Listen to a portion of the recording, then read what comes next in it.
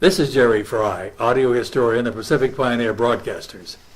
The following is the professional history of a PPB member told by himself in his own fashion on April the 2nd of 2012. These interviews are being recorded in order to compile firsthand a living history of the members of our organization and stories of their professional experiences. Many of our members began in what is called now the golden age of radio and television, and this is an attempt to preserve as much of that data as possible for succeeding generations. This recording is not intended for broadcast without first obtaining permission from Pacific Pioneer Broadcasters. With me today in the CBS Studio Center in Studio City, California, is Robert Fox, a nationally known broadcaster, I might add, and current board member of Pacific Pioneer Broadcasters. Bob, thanks for joining us today. Let's start at the very beginning and hear a little bit about when and where you were born and something of your background. Thanks, Jerry. Actually, I was born November 7th, 1928 in Cincinnati, Ohio. I'm a fourth-generation Cincinnatian on my father's side, and my great-grandfather had come over from Austria, Germany with his brothers and sisters, and had founded a jewelry and diamond business and became very successful, and they were a very renowned family. When my great-grandfather passed away in 1916, it was one of the largest funerals at that time ever held in Cincinnati. At any rate, my grandfather, was one of four, and my grandfather was a wonderful grandfather, my father's father, and he didn't want to go into the family business, and he was not a great businessman. Eventually went broke in his own business, in which he had brought my father. And it's interesting, when my father got married, he had his own chauffeur. He was a very young man, 21 years old. 2 years later, my father was living with my mother's parents because they had lost everything. But in 1935, my father decided he would come to California to find his fortune, and drove out to L.A., and I stayed with my paternal grandparents, and 2 months later came out to L.A. with them, and we all lived together. And the first house they rented was a house owned by Chester Morris, the former movie star who played Bulldog Drummond, and that house looked down on Highland and the American Legion Hall, which is right across, you could see it right across the street on the west side of Highland. Then we moved several times. I ended up finally at 3rd Street Grammar School. Skipped a year there because I seemed to be able to read better and do math better than the other kids.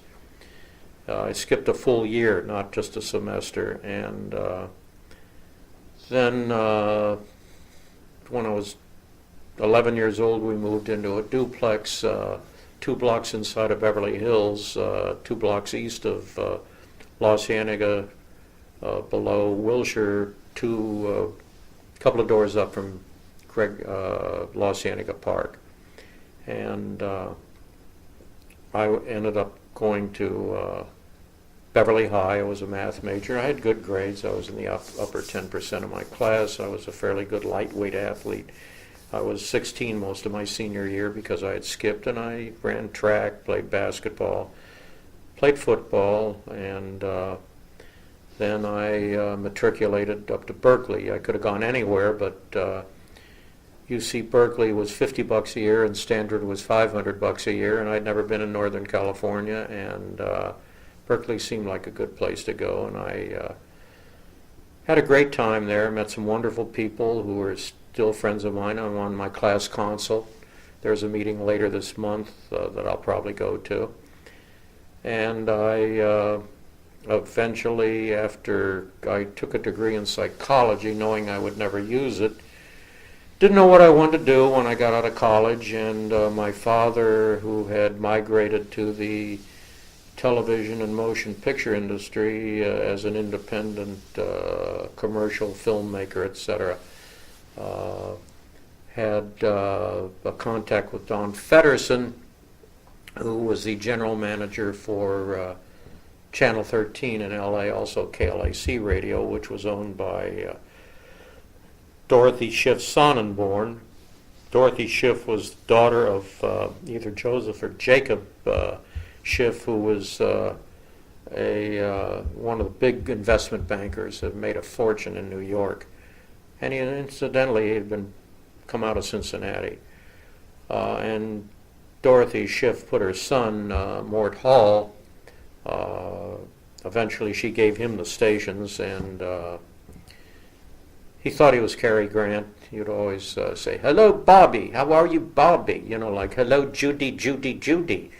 At any rate, he was a character, didn't know what he was doing, married Ruth Roman, and then Diana Lynn, who died of a brain tumor. And some years later, after I became somewhat successful as a sales executive in radio, we would run into each other, and he'd always say, "Bobby, Bobby, love to hire you, but you're too expensive, too expensive." And I'd say, "Mort, you get what you pay for." But at any rate, Mort went back to New York. I don't know what happened to him. He may be still with us, may not. But at any rate, I got a job at Channel 13 on the stage crew, and was there a couple of weeks. I started July 9th, 1950.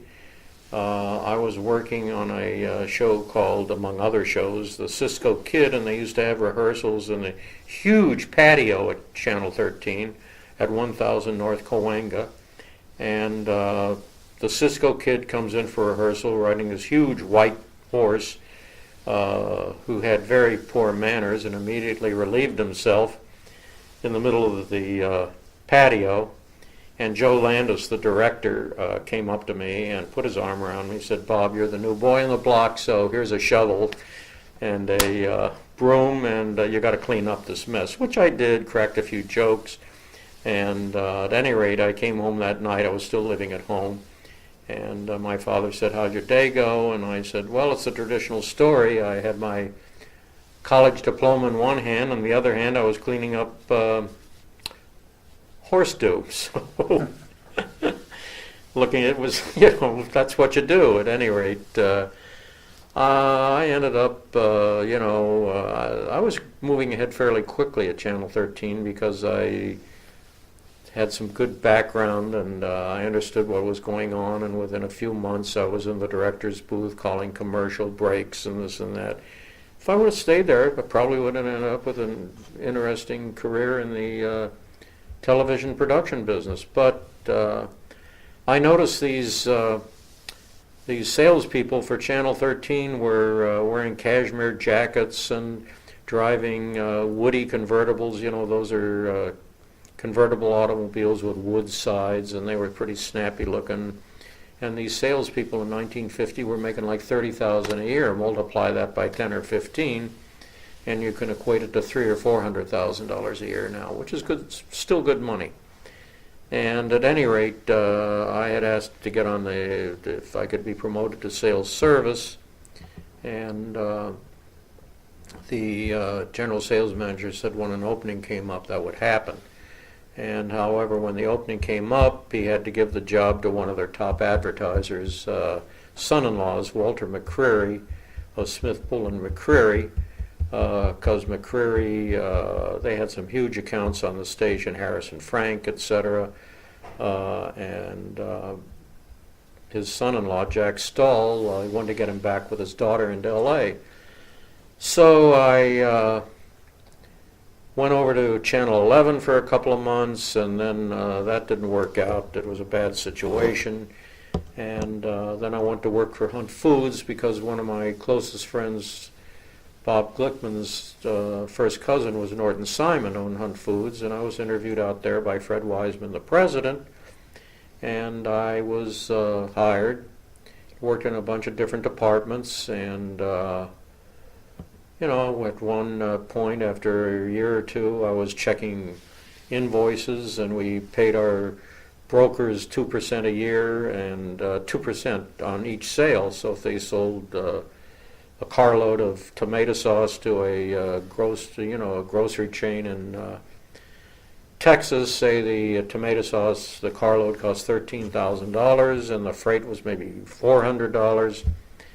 So 2% of 13,000 is 260, but I noticed they're paying commission on the total amount of the invoice. They were adding freight into the cost of the goods that they sold. The company was, Hunt Foods, and they were paying commission on freight. So I went into the general sales manager, Hans Erlanger, who had come out of Germany in the late 30s. A wonderful fellow. We remained friends for years after I left the company, and we'd have lunch from time to time. And I said to Hans, do we pay commission on to the brokers on freight? He says, absolutely not, Bob. And I said, that's what you think. And I showed him all these invoices, and I saw the blood drain out of his face.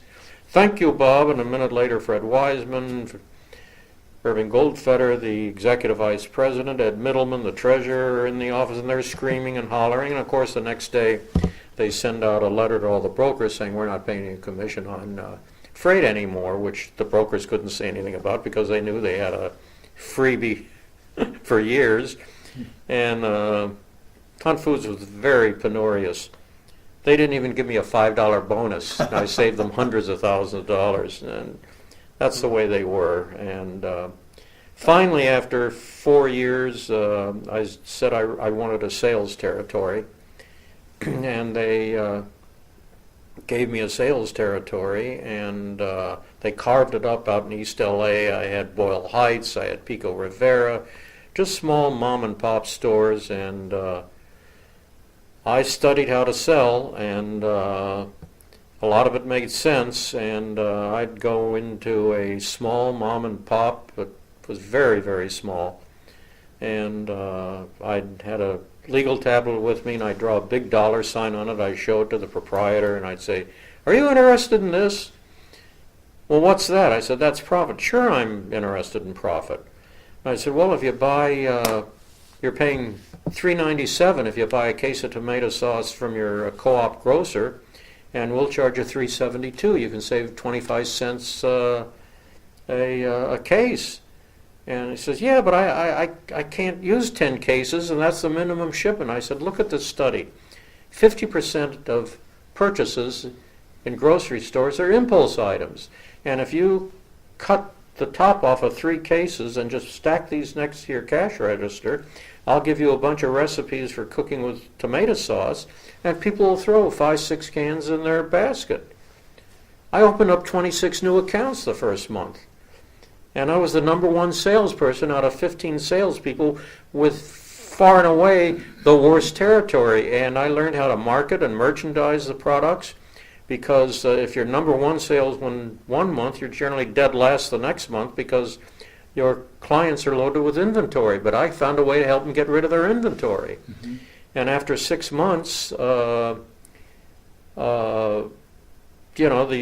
president of the company, Fred Wiseman, called me and said I was the best salesperson in the company. That's not saying much, I guess, for a kid with only 6 months experience. And he says, we want to send you back to Chicago as the assistant sales manager. There's no way I want to go back to Chicago, and I told him that.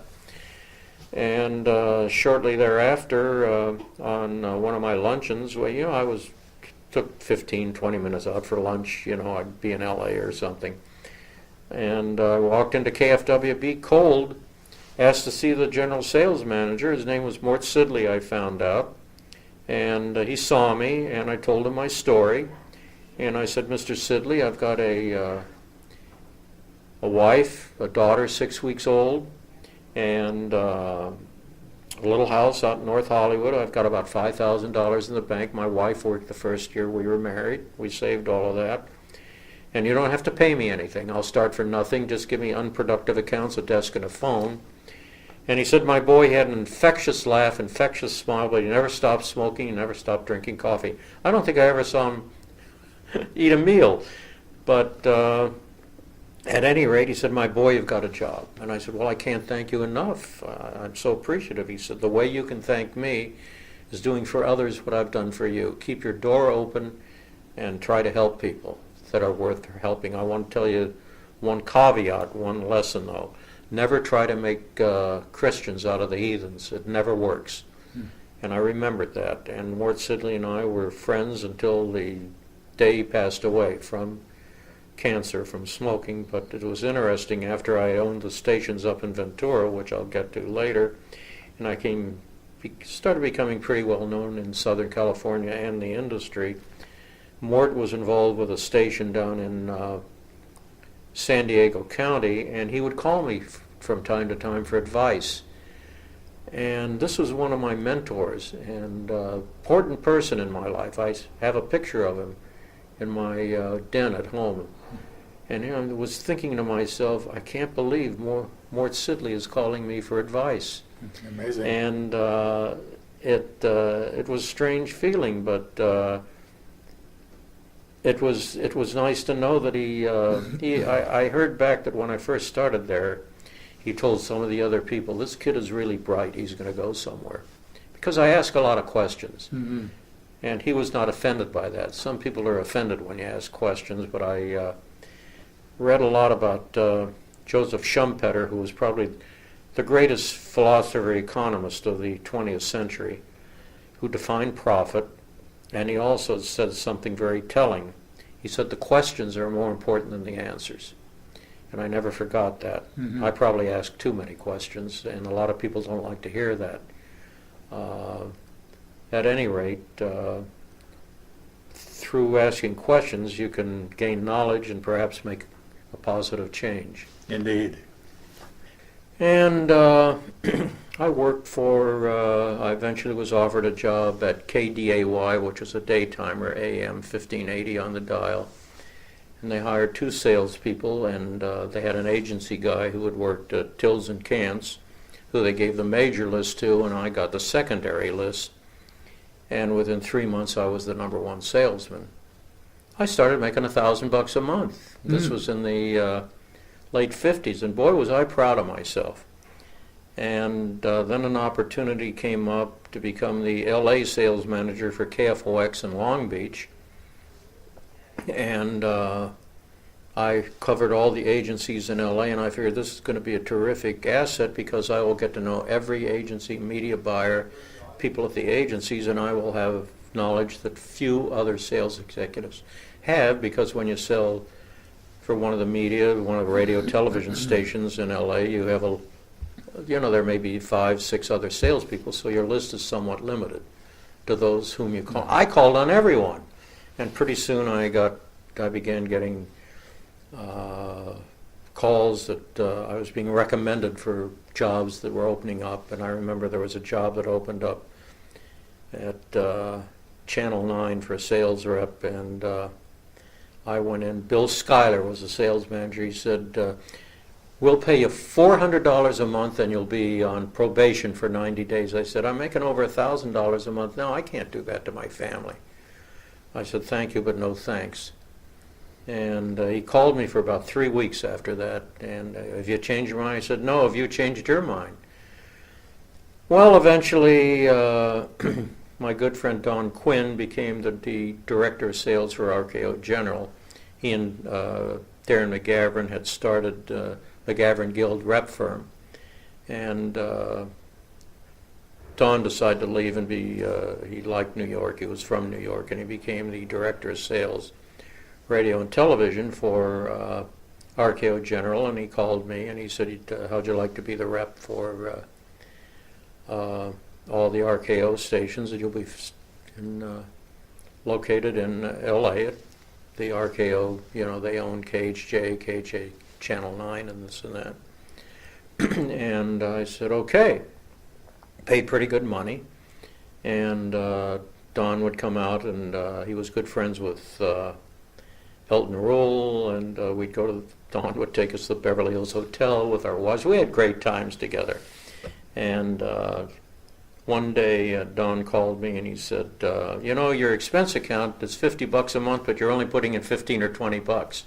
I said, yeah, I take people to the farmers market, buyers at 3rd and Fairfax, and they're sick and tired of going into smoky restaurants and drinking, and I take them there. We get a French dip sandwich, a turkey sandwich, and they thank me so much. And then I take them over to Little John's that makes terrific candies, and I'd buy them a pound of chocolate fudge to take back to the office and give to the other people. And they loved it. And he said, Bob, you got to put in $50 a month. I said, Don, I don't spend $50 a month. When I take people to lunch there, it's costing me $3.75 or $2.50. You know, things didn't cost that much in those days. And I can't put in $50. He says, you're screwing it up for my other salespeople. Because the Chuck, what's his name, who was the comptroller, used to say, how come Fox is your number one salesperson in the entire national sales division, every market? I said, I am? He said, yeah, you are. You're way ahead of everybody else. I quadrupled the sales in L.A. in 1 year. And I said, wow, I thought New York would have a top guy. He said, no, you're the number one guy, and they're putting in $50 a month and asking for more, and you're putting in 20, 25, 30, and it's killing it for those guys. And I said, well, I can't cheat. He says, I'll take care of it for you, and I'll send $50 a month to you. So he sent me $50 a month, and at any rate, it went on like that. And the controller, whenever he came out, he was a really nice guy. He used to always call me to have coffee with me. And What company was this again? RKO General. RKO General. And one day he came out, and I was in my early 30s then, and he says, Bob, we got a problem with a sales rep at Channel 9. He said he's made some trade deals for some furniture for his home, and he's made a deal with the people on the air, and he writes in the announcements, but they're not going through our building, and he's taken about $9,000 worth of products, you know, furniture and this and that. And we don't want to fire him because he's, you know, we like him, but we've got to straighten this out. Can you handle this for us? I said, I'm not with Channel 9. I'm with RKO General, the radio sales division, national sales division. He says, Bob, I know you can handle it. Figure out a way to do it. So I knew the guy who was doing it pretty well. I said, hey, we got to have coffee. And I said, you know, you've been doing this, and the company's a little pissed off. And he said, yeah, I was doing it. And I said, well, they want to get paid back in cash. How are you going to do it? He said, tell them to take $500 a month out of my paycheck and I'll pay it off. So I called the controller. Geez, I'm trying to think of his name. And I told him I worked it out. And he said, fine. But it seems like and they had another problem with Hunt Foods, in that the general manager had sold them a Hollywood Bowl special and guaranteed them ratings, and they didn't get the ratings, and they owed Hunt Foods spots, and they wouldn't run the spots. So he called me again and says, you got to go out to Fullerton to their home office, because I knew the people, and work this out. So I went out there. I said, look, they owe you the spots. What will it take to get rid of this? Spending the whole day driving out to Fullerton and back. And we worked it out, and I called them, and I said, tell Channel 9 this is what they have to do. And so they had a lot of confidence in me. And one day, my great friend Ira Laufer, who had been sort of like a big brother to me and had helped break me into the radio business, called me and said, I'm going to be general manager of KHJ Radio, which is owned by RKO, and they'd gone through managers and sales managers. The programming stunk, and we're going to change. We're going to go all talk. I want you to be the director of sales for the station. I said, great. And what station? KHJ. AM, yep. 930 on the dial. So we put together the first job. I had to fire 2 salespeople. One stayed my friend for life. One hated me. Hired some good people, and we hired Steve Allen, and we hired Maury Amsterdam and a couple of other people, and we had this date set of like February 1st, I think it was 1965, that we were going to announce the new format, and we invited like 400 advertising people to the Coconut Grove. Well, unbeknownst to us, Tom O'Neill, the O'Neill's own General Tire, which owned RKO General, was a good friend of Gene Chenault's, who owned stations up in Fresno, and Chenault had come to him and says, look, I got this guy Bill Drake, and we're putting in formats in San Diego, here and there, and the stations are going to #1. It's a rock and roll format within 90 days. So Tom O'Neill made a deal with Drake Chenault, and they were going to switch KHJ to rock and roll. And we had this cocktail party for all of these talent that were going to, but it never happened. And the next week we were all terminated because Drake Chenault was bringing in their own team. Oh boy. And I thought, wow, here I am with a new house, a $300 a month mortgage. My kids are 8 and 9, taking piano lessons and this and that, and I was pretty upset about it. I bet. And I said, I don't want to be a number on a book anymore. I got to find a way to be in business for myself. Prior to that, Fred Wiseman, who had been president of Hunt Foods and got into some other businesses and made millions of dollars, had called me and said, Bob, if you want to buy, he knew, we kept in touch. I always made friends with these people I worked with.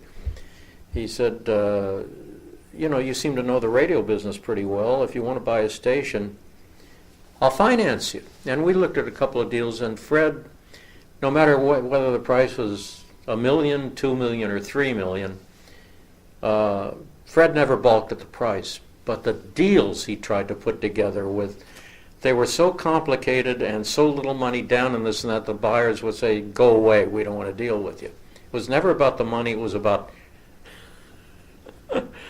financing the deal. Yeah. Because Fred wanted to find a way that he didn't have to really put any money up and the buyers would hold paper. Of course, they'd take 29% down and you'd pay the rest off over 10 years or something. He didn't want to do that. He wanted, But we stayed friends. At any rate, I knew that KVN, AM, and FM were sale. This is 1965, and I called Colin Self, who was a broker with Blackburn and Company, a media broker, and I said, I want to go see these people. And so we went up to see him, and Carol Hauser had about 40% of the stations. Mort Werner, who had started at KVN and went from KVN Ventura to become vice president of programming for NBC because he was a friend of Sylvester Weaver, who was a top guy that ran all the programming at NBC Right. TV. He owned 15-20%, and there were other percent. John Hearns, the attorney, communications attorney, owned about 15%, and this and that. So, and Sid Held, and who was the general manager, and Fred Hall, the program director, between the two of them had about 13%. So Colin took us up to Ventura, and we met with Carol Hauser. And I said, Carol, I knew what he wanted. I said, what do you want for the stations? And he said, we want $500,000. And I said, 29% down? He said, yeah, that'll work. And I said, and you'll give us a 2-year moratorium on principal, and we'll pay the interest only for 2 years, and then we'll pay off the balance over the remaining 10 years. He said, sounds okay. And I said, sold. I didn't have any financing at that time.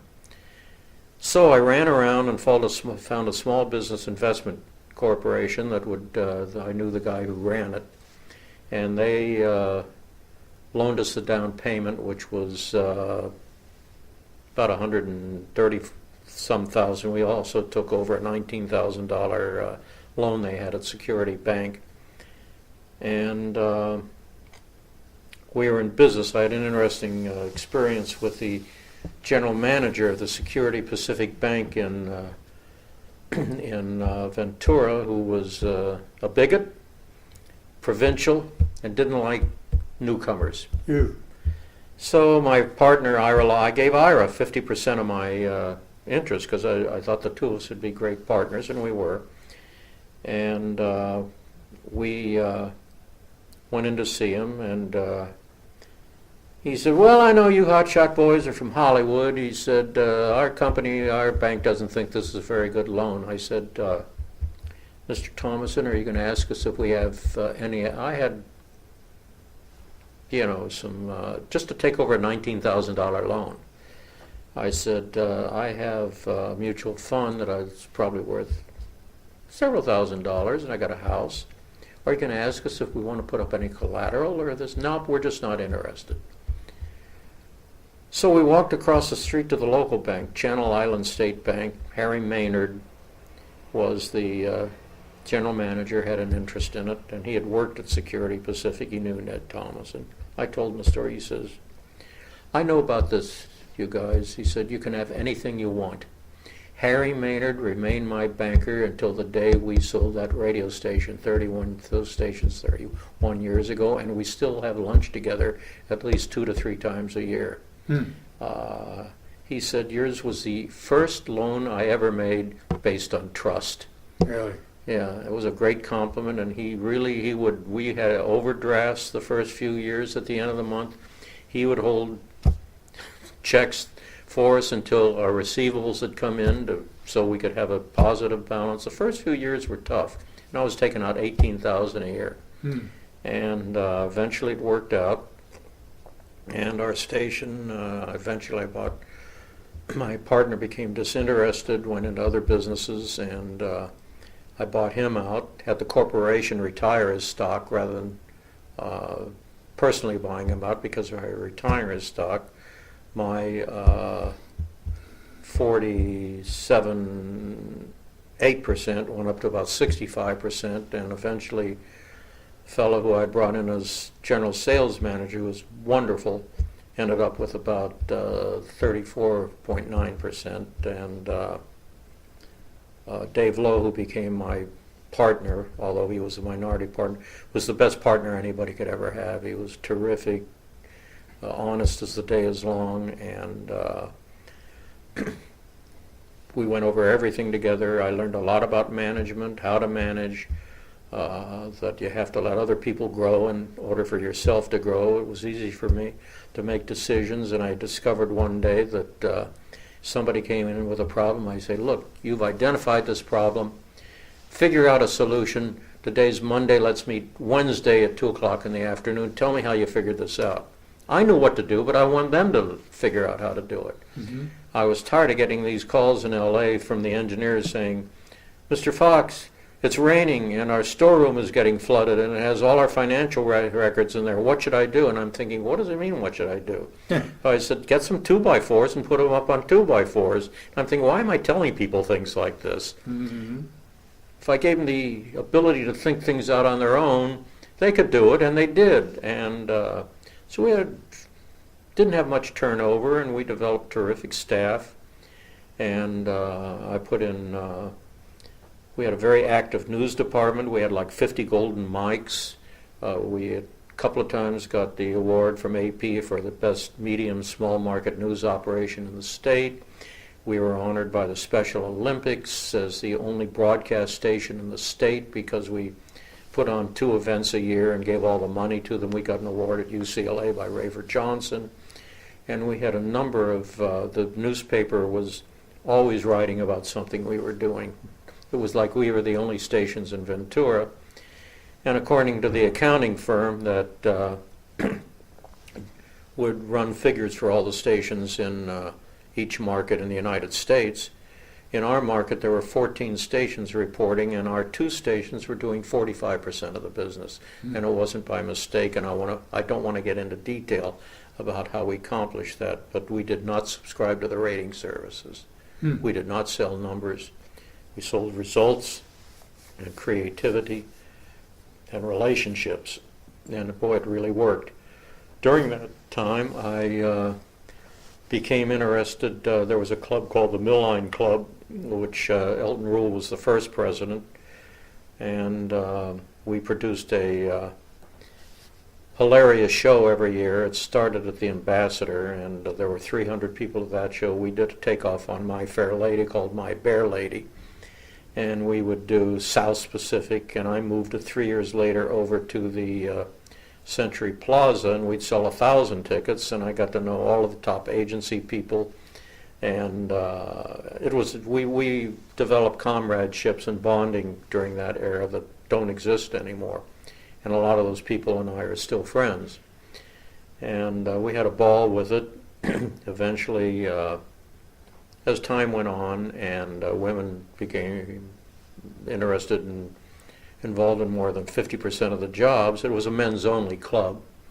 It was passé, and it just in the late 70s, it just sort of ended. But I still have all those funny programs. I had them so ads in the program book, and we'd have a big party at the Bel Air Hotel for the cast and crew.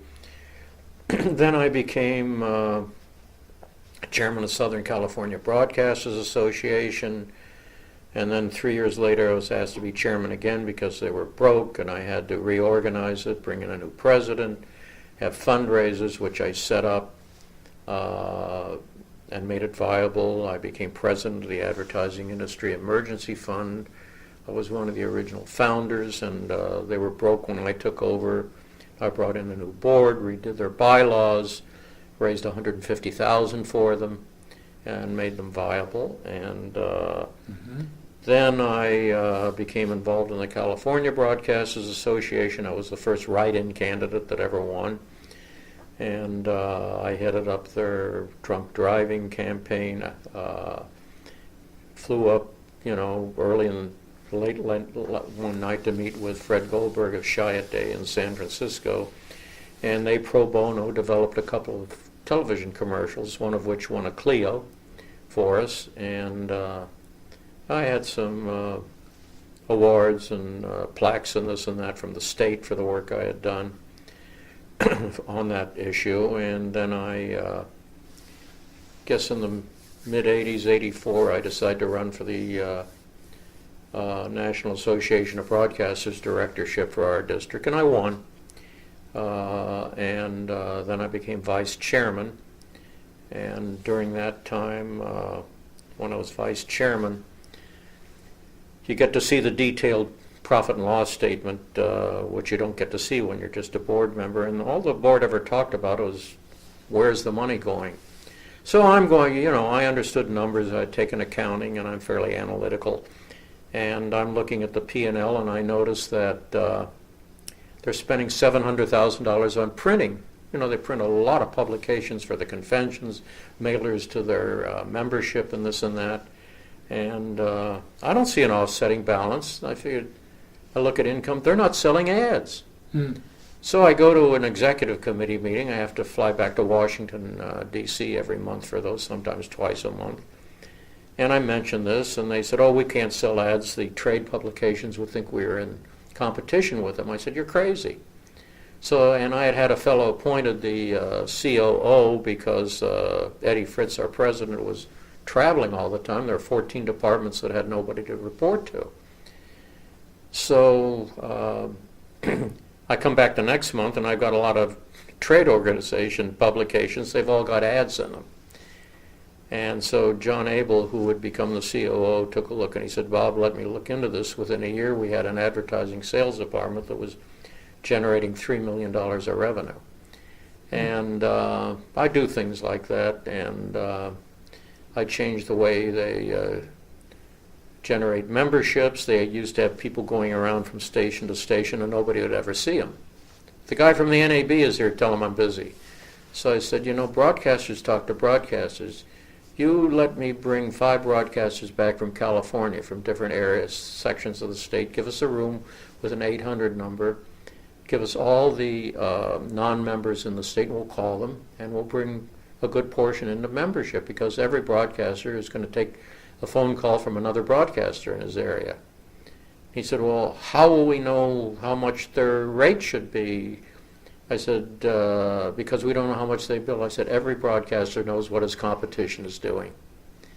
Oh, okay. So we brought him, he let us do it, and we generated 140 new members in California, 120 in Texas. At any rate, within 6 or 8 months, we had taken radio membership from 4,000 to 5,000, and pretty soon I was on several committees, and I was going back to Washington all the time because all the different department heads wanted to be on their committee. And I put together a finance committee, this, that, the other. I had a ball with the NAB, and when I left, when I became chairman of the radio board, I was the first one from the West Coast ever to hold an office, because it was sort of province of Eastern broadcasters.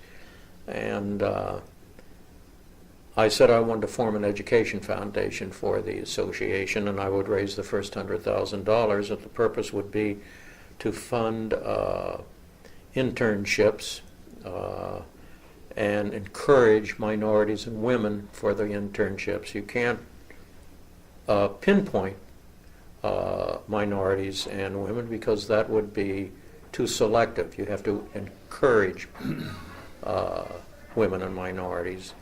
And I raised $102,000 in 6 days after we got our 501c3 and our incorporation papers. And I left them with that. It's now a multi-million-dollar foundation that has an annual. I laid out everything out in a letter. They have an annual dinner, black tie dinner, at which they've honored everybody from Bill Clinton to whomever for outstanding public service work and this and that. And they also honor certain radio and television stations for their community work, and they invite members of Congress, the FCC, leaders of the industry, so that we can market the accomplishments of our industry. It was my idea, and I had outlined the whole thing. And that worked very well. And in 1996, when multiples were at their highest, a group came in and offered me some pretty good money for the stations, and I said, I don't want to sell. I love what I do. I don't ever want to retire. And they came back 3 weeks later, 25% higher, all cash. And I couldn't turn it down. Yeah. And What year was that? 1996. It closed November 15th, 1996. And I missed the activity, but I didn't miss the stations. People said, God, you really must. I really knew how to run radio stations. I thought I would get on a couple of boards, but that didn't work out because I also had a reputation for being too outspoken. I asked too many questions. And chairmen of companies don't like to hear that, and that's why they get in trouble. Some do, some don't. At any rate, I've mentored people. I've gotten involved in other activities that I do. You know, people say, what do you do? How do you keep busy? And I say, you know, don't ask. I had more time when I was in business than I do now. It seems I never have a spare minute now, and I used to have plenty of time when I was in business. And I was going back to Washington. I answered every phone call myself. I returned every phone call the same day, no matter where I was in the United States. I took touch typing in high school, and I typed all my own presentations. We had about 35 full-time people on our staff at the radio stations, and about 15 part-timers. I took care of a lot of things, took care of all the national sales, the FCC, oversaw the engineering, and oversaw our local sales, but I never stepped on the toes of our local sales managers. If I saw a problem, I was always analyzing the sales. I'd call them in and I'd say, so-and-so sales have been dropping for the last 4 months. You find out why and how we can correct this. Come back, well, he lost his girlfriend, he's been in the dumps. I said, well, tell him he spends most of his time working, and he can be in the dumps after work, but not during work. Yeah. That's sort of a simplistic approach, but I'm You very talk empathetic to people that work for us. We would loan them money if they had a problem at no interest, take $50 a month out of their paycheck. Somebody had a major physical problem, they'd have to go into L.A. because they're doctors in Ventura, but they don't have hospitals there. You like UCLA, SC, they don't have a Cedars of Lebanon, they don't have a City of Hope. And I would send people into L.A. and make contacts for them. And I've got a huge number of awards, Broadcaster of the Year, things of that nature. You mentioned 2 radio stations. What were they? KVEN and KHAY. Okay. I founded the KHAY was a simulcast in about 1971. I thought we should go country, and I found the call letters KHAY. I didn't find them. I came up with them because they weren't anywhere. And I wrote our attorney in D.C. and said, file for these, and we got them, and immediately 6 broadcasters got in touch with me, wanted to buy them from me. Terrific call letters for a country station. Yeah, absolutely. And we were automated at first. Interesting story. We bought all the automation equipment from Schaefer, who was the pioneer, Paul Schaefer, who was the pioneer automation company in the world, and been shipping these automation systems all over the world, and they were located in Goleta, not far from us, like a 45-minute drive. So we get all these this automation equipment in. It has these reels, and it has a metal tape on the end each of one. So when you hit, and it's all computerized. When the golden oldies reel is running, and after a song, it hits that strip, it immediately triggers a commercial. There's no dead air. And after the commercial, it triggers another one that gives the time signal and the station call letters and a promotional, now this and that. So it was seamless. Wasn't live, though. And one day after 2 weeks, our engineer, Lindy Williams, who became the chief engineer for Howard Kalmanson Lotus Broadcasting, comes in and he says, "Bob, this isn't true automation." I said, "What are you talking about?" He said, "Well, when the reels run out, you have to manually rewind them." I said, "That's interesting." So I call Andy McClure, who's still a friend of mine. He's a station broker now, and he was the general sales manager for Schaefer. I said, "Hi, Andy, it's Bob. Hi, how you doing?" I said, "You know, the automation system you sent to us, when the reels run out, they have to be wound back by hand." He said, "Hand?" He said, "Yeah, that's right." I said, "You know those metal strips that trigger a reel each time?" He said, "Yeah." I said, "Why don't you put one on the end of each reel that triggers the wind-up?" Dead silence on the other end of the phone for a second. He says, "Yeah, we could do that." I said, "Well, why haven't you?" He said, "No one ever mentioned it before." Why not? So then Lindy comes in about a month later. He says, "I'm having a very difficult time maintaining that equipment because it's so heavy I can't move it." I said, "Then put it on rollers. Put it on, put in some metal sliders that it sits on, and you can slide it back and forth." "Oh, okay." And I'm thinking, why am I thinking of these things? There you go. Oh, So at any rate, I had a good time. you sure did. I You mentioned wife and children, but you didn't tell me how that happened. I mean, I know how the how children- it happens. I really don't want. Is this supposed to be a pornographic interview? How did you meet your wife? Well, I had gone with a woman I'd met up at Berkeley my senior year, and she was from L.A. She was a freshman, my first true love, and she transferred down to UCLA when I graduated. And after 2 years, things weren't quite as great as they had been. Eventually, we broke up. Then she was waiting for me after work one day and wanted to start seeing me again, but it was never the same. And I realized that it was time. I was not happy about it, but I had to start dating other women. And I didn't know if I'd ever find anyone. And I became very friendly with a fellow named Al Capp, who was in the same fraternity at UCLA that I was in Berkeley, and he was an outstanding track man at UCLA, 3-year varsity letterman, great 220, 440 man, and he was going with a gal named Susie Siskin, whose family owned Angelus Furniture and also had been one of the original investors in the Union Bank. And they had bought what had been Jane Wyman and Ronald Reagan's home way up on North Doheny with a view of the whole city.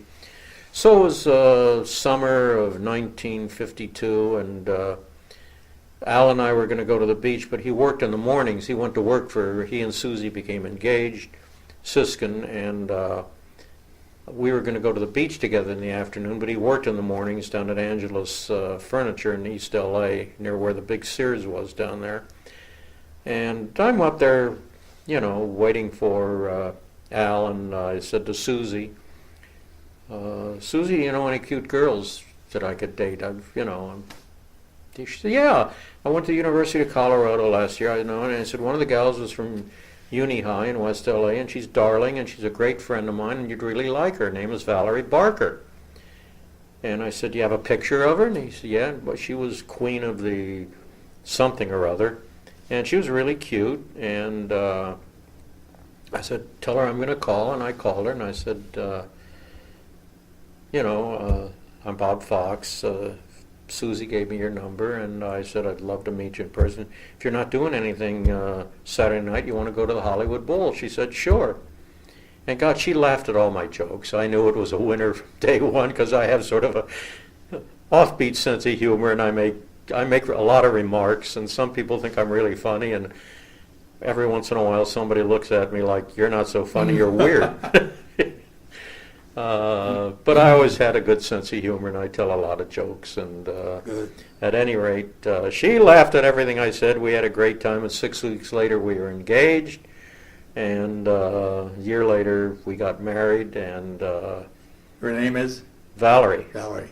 Her name in the morning is Grumpo because she's not a morning person. Ah. We've been married 58 years, and 3 years later we had our daughter Lorraine, and 13 months after that we had our daughter Karen. Unfortunately, both are divorced, and we have no grandchildren, which makes me feel very badly for my wife Yeah. because she loves children, but that's the hand that we were dealt.